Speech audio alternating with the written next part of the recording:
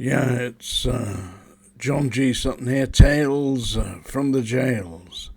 I'm going to talk to you today a little bit about a couple of incidents at Wormwood Scrubs when I was there concerning interactions with inmates. One particular interaction was with, I think his name was Pountney, and he was a murderer, and he'd committed a murder very similar to his father, I believe.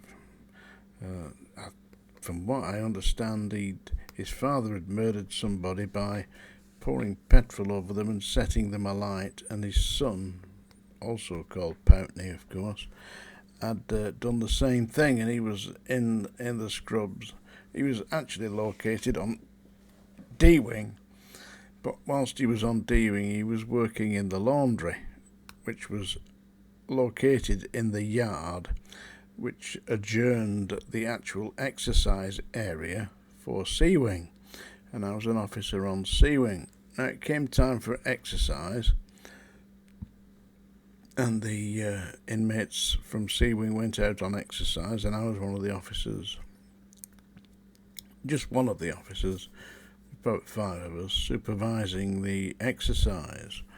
And at the bars of the gate leading into and out of the laundry, Pountney was standing. He was on the other side. He was working in the laundry from D-Wing, you see. And he started shouting abuse at the inmates who were walking round the yard, just exercising, basically. And shouting silly abuse at them. Ah, you soft bastards, get some bird in, you don't know what it is, all that nonsense, Just being a clever bastard, really.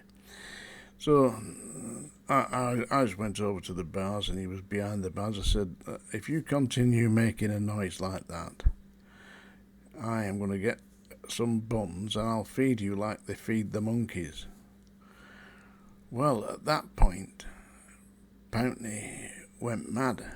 He starts rattling the bars and screaming that he was going to get out of there and murder me. I'll kill you, you bastard. Who do you think you're talking to? You don't know who I am. Well, I had an idea who he was, because I'd seen him before on D-Wing. But of course I didn't know him very well, but he was behaving like a fool, so I just rattled his cage a little by offering to feed him a bun. That didn't go down at all well. Anyway, across the yard came an officer with a red band pulling a truck with a load of laundry in it, dirty laundry, for the laundry unit. He walked straight past me, opened the gate, to get in and take the laundry in. And as he opened the gate, charging out the gate, came bloody Pountney. He come charging across the yard. He was about 5 yards away from me when the guy who was the dog handler, who was not far away from me, let his dog off, and it started chasing Pountney. Oh dear. Pountney ran away. He couldn't outrun the dog, of course. The dog got him up against the wall. The dog handler went and put the dog back on the lead, because the dogs are not trained to actually savage somebody, but they will certainly do so if they try and escape. Anyway, he put the dog back on the lead, and we ordered Pountney back into the laundry unit and shut the door. But it was a very fraught moment, that. Yeah, you can get these on the exercise yard. I'll tell you a strange story about the exercise yard. It was at Wormwood Scrubs.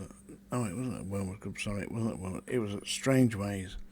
And we had an officer came on trial for a day or two, and he hadn't actually joined the prison service. I think he was from one of the military units, and he came to the prison to see how he felt about working there. They do that with the army and the Air Force and all that if they want to switch over from when they've done the service. So he came in, and at lunchtime he'd gone to the club with a couple of members of staff, and instead of having an orange or I usually have one of them little Britvicks, That's what safe, that, you know. But he'd gone in, and of course he'd been met up with a few of the regulars there, and they'd done a few pints. Of course, when he came onto the yard at lunch, after lunch, to supervise the inmates on walkabout, on exercise, he failed to take into account that he got about 3 or 4 pints of beer inside him, and he needed to go to the toilet.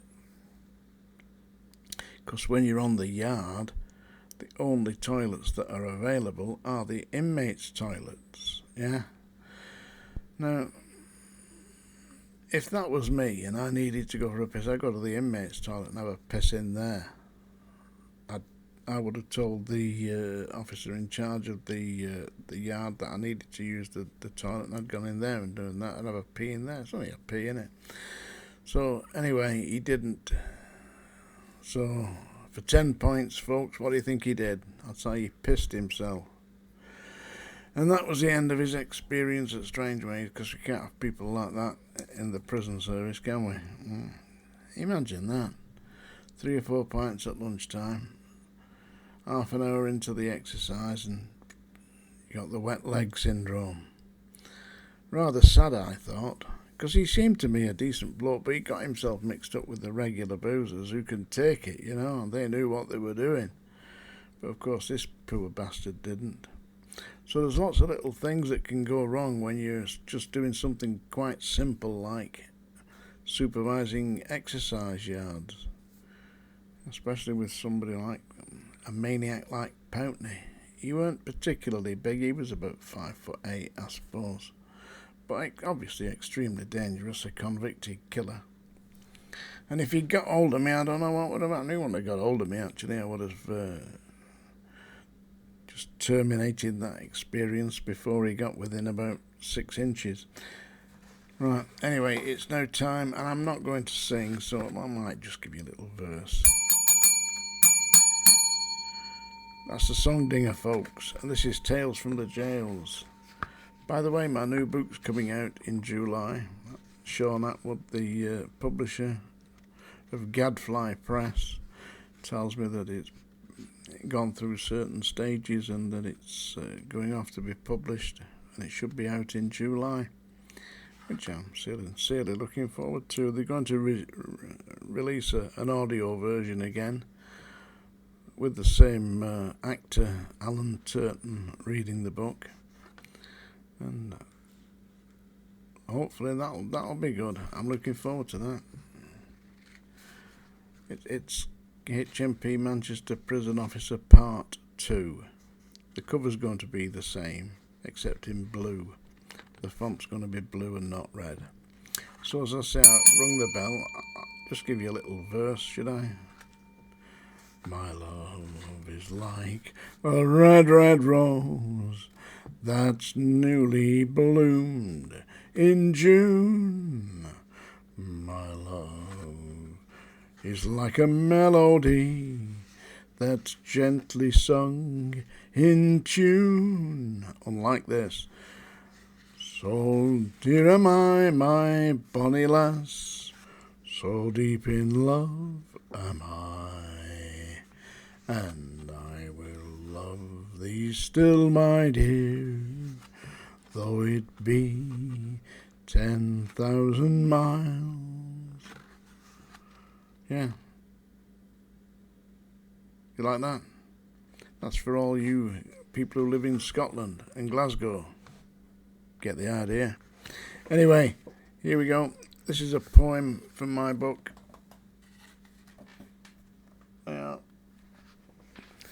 This is The Wigan Tripound. My friend had a dog. It was like a mongrel, you know. And people used to say to me, that's an interesting looking dog. What sort of a dog is it? He said it's a Wigan Tripound. Oh, Wigan Tripound? I've never heard of one of them before. I said, well, here it is. Of course, it was just a mongrel, you know, he made that up. Anyway, this is a poem I wrote for him because I thought it rather amusing. The Wigan Tripound by John G. Sutton.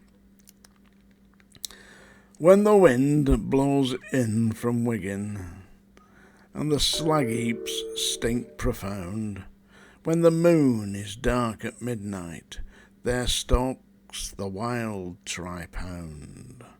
The creature from the Black Lagoon ran off and had a fit.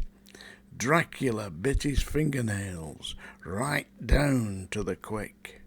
When the howls from the Wiggin tripound echoed round Little Lee, and even Frankenstein's monster trembled at the knee. The beast from 50 fathoms dove into the cut. The exorcist turned to Islam, and Godzilla did his nut. Whilst all around Big Wiggin the cries and screams rang loud, as the dreaded snarling tripound strutted rough and proud. But come the hour, as they say, and there will come the man. 18 stone of danger, brave Harry surely can. He whipped out his digestives, then dunked them in his tea, and fed one to the tripound that glared at him with glee. Old Harry, an instant hero, had saved the town of Lee. Now he keeps the tripound as his personal garden pet, sharing his soggy biscuits, and that's as good as it gets. The Wiggin Tripound by John G. Sutton.